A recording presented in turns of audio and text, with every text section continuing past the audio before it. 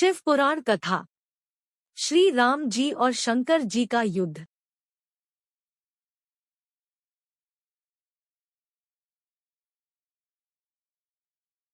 बात उन दिनों की है जब श्रीराम का अश्वमेध यज्ञ चल रहा था। श्रीराम के अनुज शत्रुघ्न के नेतृत्व में असंख्य वीरों की सेना सारे प्रदेश को विजित करती जा रही थी।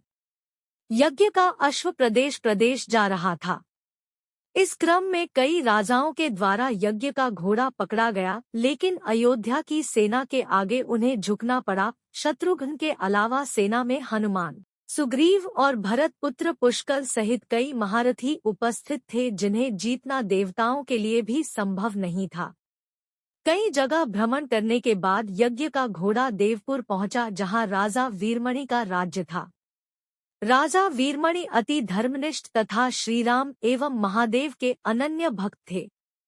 उनके दो पुत्र रुक्मांगद और शुभंगद वीरों में श्रेष्ठ थे। राजा वीरमणि के भाई वीरसिंह भी एक महारथी थे। राजा वीरमणि ने भगवान शंकर की तपस्या कर उन्हें प्रसन्न किया था और महादेव ने उन्हें उनकी और उनके पूरे राज्य की रक्षा का वरदान दिया था। महादेव के द्वारा रक्षित होने के कारण कोई भी उनके राज्य पर आक्रमण करने का साहस नहीं करता था।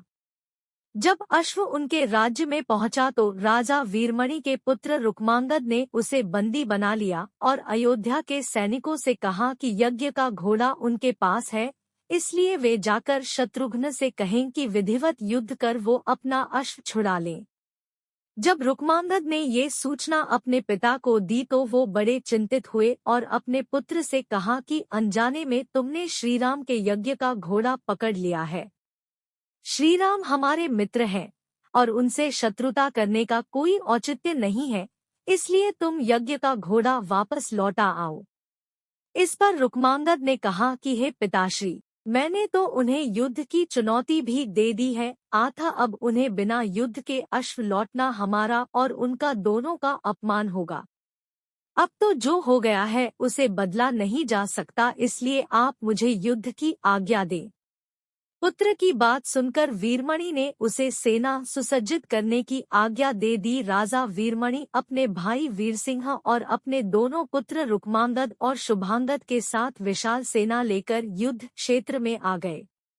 इधर जब शत्रुघ्न को सूचना मिली कि उनके यज्ञ का घोड़ा बंदी बना लिया गया है, तो वो बहुत क्रोधित हुए एवं अपनी पूरी सेना के साथ युद्ध के लिए युद्ध क्षेत्र में आ गए।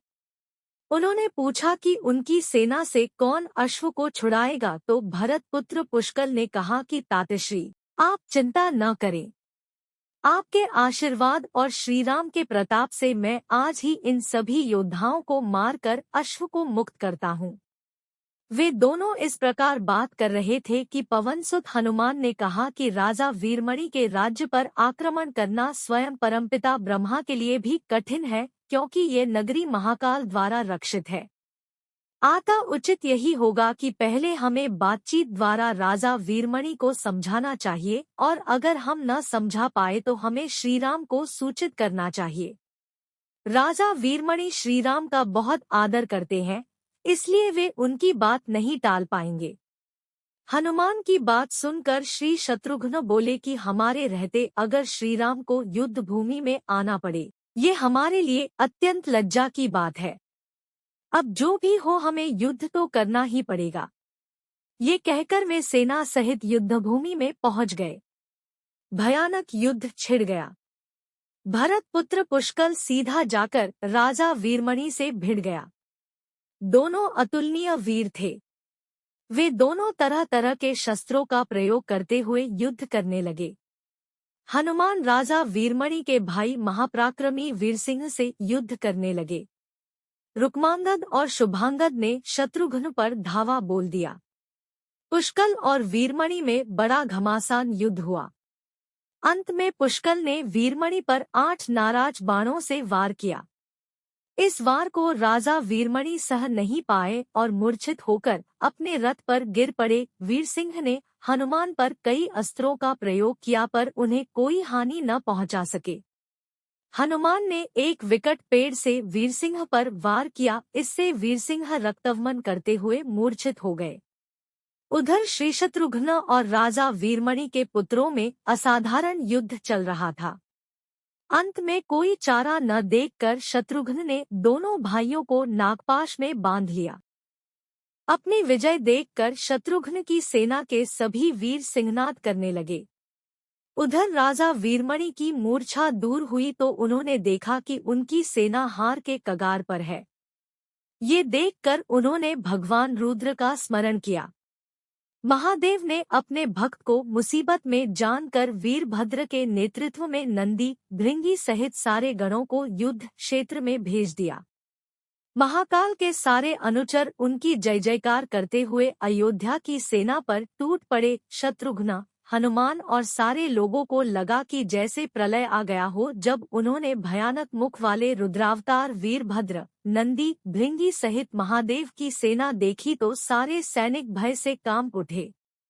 शत्रुघ्न ने हनुमान से कहा कि जिस वीरभद्र ने बात ही बात में दक्ष प्रजापति का मस्तक काट डाला था और जो तेज और समता में स्वयं महाकाल के समान है, उसे युद्ध में कैसे हराया जा सकता है। ये सुनकर पुष्कल ने कहा कि हे तातश्री, आप दुखी मत हो। अब तो जो भी हो, हमें युद्ध तो करना ही पड़ेगा। ये कहता हुए पुष्कल वीरभद्र से, हनुमान नंदी से और शत्रुघ्न भृंगी से जा भिड़े। पुष्कल ने अपने सारे दिव्यास्त्रों का प्रयोग वीरभद्र पर कर दिया, लेकिन वीरभद्र ने बात ही बात में उसे काट दिया। उन्होंने पुष्कल से कहा कि हे बालक, अभी तुम्हारी आयु मृत्यु को प्राप्त होने की नहीं हुई है, इसलिए युद्ध क्षेत्र से हट जाओ। उसी समय पुष्कल ने वीरभद्र पर शक्ति से प्रहार किया, जो सीधे उनके मर्मस्थान पर जाकर लगा। इसके बाद वीरभद्र ने क्रोध से थर्राते हुए एक त्रिशूल से पुष्कल का मस्तक काट लिया और भयानक सिंहनाद किया। उधर भृंगी आदि गणों ने शत्रुघ्न पर भयानक आक्रमण कर दिया। अंत में भृंगी ने महादेव के दिए पाश में शत्रुघ्न को बांध दिया। हनुमान अपनी पूरी शक्ति से नंदी से युद्ध कर रहे थे। उन दोनों ने ऐसा युद्ध किया जैसा पहले किसी ने नहीं किया था। दोनों श्रीराम के भक्त थे और महादेव के तेज से उत्पन्न हुए थे। काफी देर लड़ने के बाद कोई और उपाय न देखकर नंदी ने शिवास्त्र का प्रयोग कर हनुमान को पराभूत कर दिया। अयोध्या के सेना की हार देखकर राजा वीरमणि की सेना में जबरदस्त उत्साह आ गया और वे बाकी बचे सैनिकों पर टूट पड़े। ये देखकर हनुमान ने शत्रुघ्न से कहा कि मैंने आपसे पहले ही कहा था कि ये नगरी महाकाल द्वारा रक्षित है, लेकिन आपने मेरी बात नहीं मानी। अब इस संकट से बचाव का एक ही उपाय है कि हम सब श्रीराम को याद करें। ऐसा सुनते ही सारे सैनिक शत्रुघ्न, पुष्कल एवं हनुमान सहित श्रीराम को याद करने लगे। अपने भक्तों की पुकार सुनकर श्रीराम तत्काल ही लक्ष्मण और भरत के साथ वहां आ गए। अपने प्रभु को आया देख सभी हर्षित हो गए एवं सबको ये विश्वास हो गया कि अब हमारी विजय निश्चित है। श्रीराम के आने पर जैसे पूरी सेना में प्राण का संचार हो गया। श्रीराम ने सबसे पहले शत्रुघ्न को मुक्त कराया और उधर लक्ष्मण ने हनुमान को मुक्त करा दिया।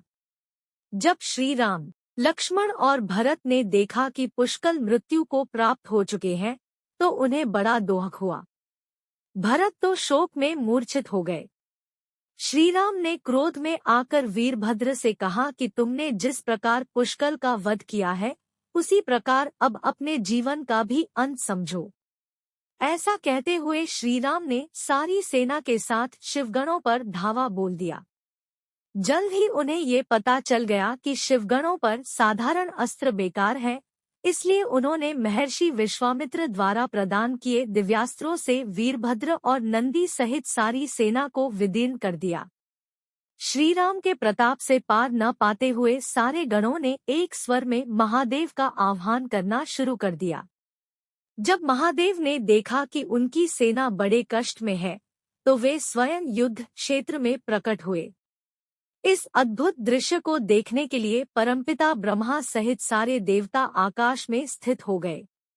जब महाकाल ने युद्ध क्षेत्र में प्रवेश किया तो उनके तेज से श्रीराम की सारी सेना मूर्छित हो गई। जब श्रीराम ने देखा कि स्वयं महादेव रणक्षेत्र में आए हैं, तो उन्होंने शस्त्र का त्याग कर भगवान रुद्र को दंडवत प्रणाम किया एवं उनकी स्तुति की। उन्होंने महाकाल की स्तुति करते हुए कहा कि हे सारे ब्रह्मांड के स्वामी, आपके ही प्रताप से मैंने महापराक्रमी रावण का वध किया। आप स्वयं ज्योतिर्लिंग में रामेश्वरम में पधारे। हमारा जो भी बल है वो भी आपके आशीर्वाद के फलस्वरूप ही है। ये जो अश्वमेध यज्ञ मैंने किया है वो भी आपकी ही इच्छा से ही हो रहा है, इसलिए हम पर कृपा करें और इस युद्ध का अंत करें। ये सुनकर भगवान रुद्र बोले कि हे राम, आप स्वयं विष्णु के दूसरे रूप हैं, मेरी आपसे युद्ध करने की कोई इच्छा नहीं है।